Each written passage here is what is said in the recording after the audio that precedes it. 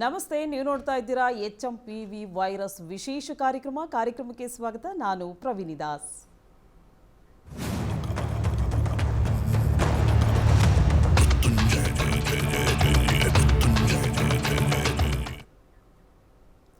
ಇನ್ನು ವೀಕ್ಷಕರೇ, ನಿಮಗೆಲ್ಲ ಗೊತ್ತಿರೋ ಹಾಗೆ HMPV ವೈರಸ್ ಇಡೀ ಜಗತ್ತನ್ನು ಆವರಿಸ್ತಾ ಇದೆ. ಚೀನಾದಲ್ಲಿ ವಿಧ್ವಂಸ ಸೃಷ್ಟಿಸುತ್ತಾ ಇದೆ HMPV ವೈರಸ್. ಆರೋಗ್ಯ ತುರ್ತು ಪರಿಸ್ಥಿತಿ ಘೋಷಿಸಿದ ಚೀನಾದ ಆಸ್ಪತ್ರೆಗಳು ಫುಲ್, ಸ್ಮಶಾನಗಳು ಕೂಡ ಫುಲ್ ಆಗಿವೆ. ಚೀನಾದಲ್ಲಿ ಅಪ್ಪಳಿಸಿದ ಮತ್ತೊಂದು ವಿನಾಶದ ಅಲೆ ಚೀನಾ ದೇಶಾದ್ಯಂತ ಹರಡುತ್ತಿರುವ HMPV ವೈರಸ್.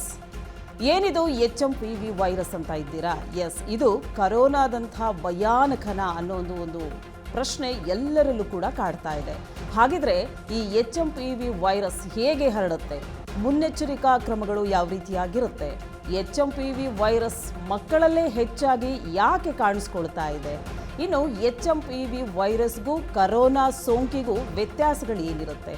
ಚೀನಾ HMPV ವೈರಸ್ಗೆ ವಿಶ್ವ ಆರೋಗ್ಯ ಸಂಸ್ಥೆ ಹೇಳ್ತಾ ಇರುವಂಥದ್ದೇನು? ಎಲ್ಲದರ ವಿಚಾರದ ಕುರಿತಾಗಿ ಇವತ್ತಿನ ಒಂದು ಕಾರ್ಯಕ್ರಮದ ಮುಖಾಂತರವಾಗಿ ನಾವು ಒಂದಷ್ಟು ಮಾಹಿತಿಯನ್ನು ನಿಮಗೆ ನೀಡ್ತಾ ಹೋಗ್ತೀವಿ. ಇನ್ನು ಚೀನಾದಲ್ಲಿ 5 ವರ್ಷಗಳ ಹಿಂದೆ ಒಂದು ಭಯಾನಕವಾದಂಥ ವೈರಸ್ ಜನ್ಮ ತಾಳಿತ್ತು. ಈಗ 5 ವರ್ಷವನ್ನು ಪೂರೈಸಿದ್ದೀವಿ. ಅಂಥ ಭಯಾನಕ ವೈರಸ್ಸನ್ನು ಎದುರಿಸಿ, ಅಂದರೆ COVID-19 ಅನ್ನೋಂಥ ಒಂದು ಮಹಾಮಾರಿಯನ್ನು ಎದುರಿಸಿ ನಾವು ಈಗಷ್ಟೇ ಚೇತರಿಸ್ಕೊಳ್ತಾ ಇದ್ದೀವಿ. ಈಗ ಚೀನಾದಲ್ಲಿ ಮತ್ತೊಂದು ವೈರಸ್, ಅದೇ HMPV ವೈರಸ್. ಈ ಭಯಾನಕ ವೈರಸ್ ಮತ್ತೆ ಕಾಲಿಡ್ತಾ ಇದೆ. ಇದು ಪುಟ್ಟ ಮಕ್ಕಳಲ್ಲಿ, ಅಂದರೆ 15 ವರ್ಷಕ್ಕಿಂತ ಚಿಕ್ಕ ಮಕ್ಕಳಲ್ಲಿ ಹೆಚ್ಚಾಗಿ ಕಾಡ್ತಾ ಇದೆ ಅಂತ ಹೇಳಲಾಗ್ತಾ ಇದೆ. ಇದು ಮತ್ತೆ ಜಗತ್ತನ್ನು ಆವರಿಸುತ್ತಾ, ಇದು ನಿಜವಾಗಿಯೂ ಭಯಾನಕವಾದಂಥ ವೈರಸ್ಸ, ಇದು ಡೇಂಜರಸ್ ವೈರಸ್ಸ. ಇದು ಯಾಕೆ ಬರುತ್ತೆ, ಇದರ ಸಿಂಪ್ಟಮ್ಸ್ ಏನು, ಇದರೆಲ್ಲದರ ಕುರಿತಾಗಿ ಇವತ್ತಿನ ಒಂದು ನೇರ ಪ್ರಸಾರ ಕಾರ್ಯಕ್ರಮದಲ್ಲಿ ಒಂದಷ್ಟು ವಿಚಾರವನ್ನು ತಿಳಿಸ್ಲಿಕ್ಕೆ ಇವತ್ತು ನಮ್ಮೊಟ್ಟಿಗೆ ಜಾಯಿನ್ ಆಗಿದ್ದಾರೆ ಡಾಕ್ಟರ್ ಅಂಜನಪ್ಪ TH. ಮೊದಲನೇದಾಗಿ ಡಾಕ್ಟರ್ನ ಕಾರ್ಯಕ್ರಮಕ್ಕೆ ಬರಮಾಡ್ಕೊಳ್ಳೋಣ. ಡಾಕ್ಟರ್ ನಮಸ್ತೆ, ಕಾರ್ಯಕ್ರಮಕ್ಕೆ ಸ್ವಾಗತ. ಡಾಕ್ಟರ್, 5 ವರ್ಷದ ಹಿಂದೆ ಇದೇ ಚೀನಾದಲ್ಲಿ ಒಂದು ವೈರಸ್ COVID-19 ಅನ್ನೋ ಒಂದು ವೈರಸ್ಸು ಜನ್ಮ ತಾಳಿತ್ತು. ಈಗ ಮತ್ತೆ HMPV ಬಂದಿದೆ. ನಿಜವಾಗ್ಲೂ ಇದು ಒಂದು ಡೇಂಜರಸ್ ವೈರಸ್ ಅಂತ ಹೇಳ್ತೀರಾ ನೀವು? ನೀವು ಕೇಳಿರುವ ಪ್ರಶ್ನೆ ನಿಜವಾಗ್ಲೂ ಸಮಾಜಕ್ಕೆ ಭಾಳ ಇಂಪಾರ್ಟೆಂಟ್ ಇನ್ಫಾರ್ಮೇಷನ್ ನಾವು ಕೊಡಬೇಕಾಗಿದೆ. ಈ ಆತಂಕ, ಯಾಕಂದರೆ ಕೋವಿಡ್ ಸಮಯದಲ್ಲಿ ನಾವು ಅನುಭವಿಸಿದಂಥ 3 ಅಲೆಗಳ ಆತಂಕ ಇವತ್ತು ವೈರಸ್ ಹೆಸರು ಹೇಳಿದ್ರೆ ಅದರೊಳಗಾಗಿ ಚೀನಾದಿಂದ ಒಂದು ವೈರಸ್ ಬಂತು ಅಂದರೆ ಎಲ್ಲ ಜನರಿಗೂ ಆತಂಕ ಶುರುವಾಗುತ್ತೆ. ನೋಡಿಮ್ಮ, HMPV ವೈರಸ್ ಅಂದರೆ it's A human pneumo virus. ಇದು ರೆಸ್ಪಿರೇಟರಿ ವೈರಸ್. ಕೋವಿಡ್ಡು ಕೂಡ it was A respiratory virus. ಕೆಲವು ಮಾತುಗಳನ್ನ ನಾವು ಮಾತನಾಡುವಾಗ, ಒಬ್ಬ ಸ್ಪೆಷಲಿಸ್ಟು, ಒಬ್ಬ ವೈದ್ಯ ಮಾತನಾಡುವಾಗ ನಿಮಗೆ ಕ್ಲಾರಿಫಿಕೇಷನ್ ಸಿಗುತ್ತೆ. ನೋಡಿ, ಈ ವೈರಸ್ ಹೊಸದಾಗಿ ಏನು ಚೈನಾಯಿಂದ ಓಡಿ ಬರೋದಿಲ್ಲ. ವೈರಸ್ಗಳು ಮನುಷ್ಯನ ಜೊತೆಯಲ್ಲಿ ಮನುಷ್ಯನಿಗೆ ಮೊದಲಿಂದಲೂ ಇದ್ದಾವೆ. ಬಟ್ ಯಾಕೆ ಸಡನ್ನಾಗಿ ಈ ಥರ ನಾವು ಮೆಡಿಕಲ್ ಕಾಲೇಜ್ ಕೆಲವು ಪದಗಳನ್ನ ಉಪಯೋಗಿಸ್ತೀವಿ. ಎಂಡೆಮಿಕ್ ಕಾಯಿಲೆ, ಎಪಿಡೆಮಿಕ್ ಕಾಯಿಲೆ, ಸೊರಾಡಿಕ್ ಕಾಯಿಲೆ ಆ್ಯಂಡ್ ಪ್ಯಾಂಡೆಮಿಕ್ ಕಾಯಿಲೆ ಅಂತೀವಿ. ನೋಡಿ, ಈ ಪ್ಯಾಂಡೆಮಿಕ್ ವೈರಸ್ ಕಾಯಿಲೆಗಳಿದಾವಲ್ಲಮ್ಮ, 25-30 ವರ್ಷಕ್ಕೆ ಒಂದು ಸಾರಿ ಬರುವಂಥ ಕಾಯಿಲೆ.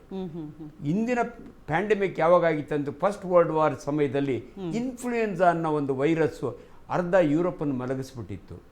ಈ ನಾವು ಅನುಭವಿಸಿದ, ನಾನು ಡಾಕ್ಟ್ರಾಗಿ 45 ವರ್ಷ ಆಯಿತು, ನಾನು ಮೊದಲನೇ ಟೈಮ್ ನೋಡಿದ ಪ್ಯಾಂಡೆಮಿಕ್ ಕಾಯಿಲೆ ಅಂದರೆ ಕೋವಿಡ್ ವೈರಸ್.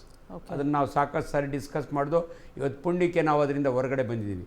ಈಗ ಸಡನ್ನಾಗಿ ಚೈನಾದಲ್ಲಿ ಇನ್ನೊಂದು ಈ HMPV, H ಅಂದರೆ ಹ್ಯೂಮನ್. ನೋಡಿ, ಈ ವೈರಸ್ಗಳು ಬರ್ಡ್ಸ್ಗೆ ಹೋಗ್ಬೋದು, ಬರ್ಡ್ ಫ್ಲೂ ಅಂತೀವಿ. ಪ್ರಾಣಿಗಳಿಗೆ ಹೋಗ್ಬೋದು, ಬೊವೈನ್ ಫ್ಲೂ ಅಂತೀವಿ, ಬೊವೈನ್. ಇವಾಗ ಹಂದಿ ಜ್ವರ ಅಂತೀವಲ್ಲ, ಮನುಷ್ಯನಿಗೆ ಬಂದರೆ ನ್ಯಾಚುರಲಿ ಹ್ಯೂಮನ್ ಕಾಯಿಲೆ ಅಂತೀವಿ.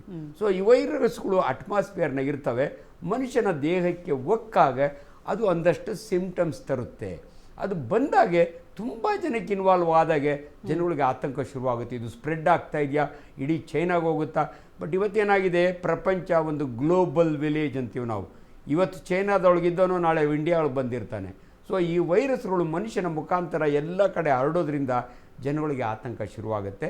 ಬಿಗಿನಿಂಗ್ನಾಗೆ ನಾನು ಒಬ್ಬ ವೈದ್ಯನಾಗಿ ಹೇಳ್ತೀನಿ, ದಯವಿಟ್ಟು ಆತಂಕ ಬೇಡ. ಇದರ ಬಗ್ಗೆ ಅರಿವು ಭಾಳ ಮುಖ್ಯ. ಇವತ್ತು ನಿಮ್ಮ ಜೊತೆಯಲ್ಲಿ ನಾನು ಕೂತ್ಕೊಂಡು ಜನಗಳಿಗೆ ಒಂದು ಅರಿವು ಮೂಡಿಸ್ಲಿಕ್ಕೆ ಕೂತಿದ್ದೀನಿ ಹೊರತು ಭಯ ಬೀಳಿಸ್ಲಿಕ್ಕಂತೂ ಅಲ್ಲ. ಎಲ್ಲೋ ನಾವು ಹಿಂದೆಲ್ಲ ಈ ಪದಗಳನ್ನು ಕೇಳಿದ್ದೀವಿ. ಇದೊಂದು ಮರಣ ಮೃದಂಗವನ್ನು ಬಾರಿಸುವ ವೈರಸ್ಸು, ತುಂಬ ಜನ ಸತ್ತು ಹೋಗ್ತಾರೆ ಅಂತ. ಬಟ್ ಇವತ್ತಿನ ದಿವಸ ನಿಮ್ಮ ಜೊತೆಯಲ್ಲಿ ಕೂತ್ಕೊಂಡು ಭಾರತ ದೇಶದಲ್ಲಿ ಕೂತ್ಕೊಂಡು ಈ ವೈರಸ್ ಕಾಯಿಲೆ ನಮ್ಮ ದೇಶಕ್ಕೆ ಬಂದರೂ ಕೂಡ ನಿಮಗೆ ಎಚ್ಚರಿಕೆ ಹೊರತು ಹೆದರ್ಕೋಬೇಡಿ ಅನ್ನೋ ಮಾತನ್ನು ಮೊದಲು ಹೇಳಿ, ಈ ವೈರಸ್ಸು ಥ್ರೂ ರೆಸ್ಪಿರೇಟ್ರಿ, ಅದಕ್ಕೆ ನ್ಯೂಮೋ ಅಂದರೆ ರೆಸ್ಪಿರೇಟ್ರಿ. ಅನೇಕ ವೈರಸ್ಗಳು ನೆಗಡಿ, ಮೂಗು, ಗಂಟಲಿಂದ ದೇಹದೊಳಕ್ಕೆ ಹೋಗುತ್ತೆ. ಭಾಳ ಕಾಮನ್ ಸಿಂಪ್ಟಮ್ಸ್ ಅಂದರೆ, ಆ್ಯಂಡ್ ಇನ್ನೊಂದು ನಿಮ್ಗೆ ಹೇಳ್ತೀನಿ, ಇದು ಸೀಸನ್ ನೋಡಿ, ನಾನು ಕೋಟ್ ಹಾಕೊಂಡು ಕೂತಿದ್ದೀನಿ, ಚಳಿ.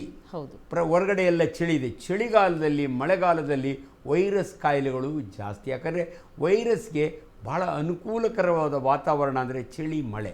ಸೊ ಅವಿರ್ತವೆ. ಮನುಷ್ಯನ ದೇಹಕ್ಕೆ ಹೋದ್ಮೇಲೆ ನ್ಯಾಚುರಲಿ ಸಮ್ ಸಿಂಪ್ಟಮ್ಸ್ ಇರ್ತವೆ. ಆ ಸಿಂಪ್ಟಮ್ಸ್ ಬಗ್ಗೆ ಆಮೇಲೆ ಡಿಸ್ಕಸ್ ಮಾಡೋಣ. ಅದರ ಕಾಂಪ್ಲಿಕೇಶನ್ಸ್ನಿಂದ ಮುಂದೆ ಸಾವು ನೋವು ಬರ್ಬೋದಾ ಅನ್ನೋ ಒಂದು ಆತಂಕ ಇದೆ. ಅದ್ರ ಬಗ್ಗೆ ನಾವು ಮಾತನಾಡೋಣ. ಓಕೆ.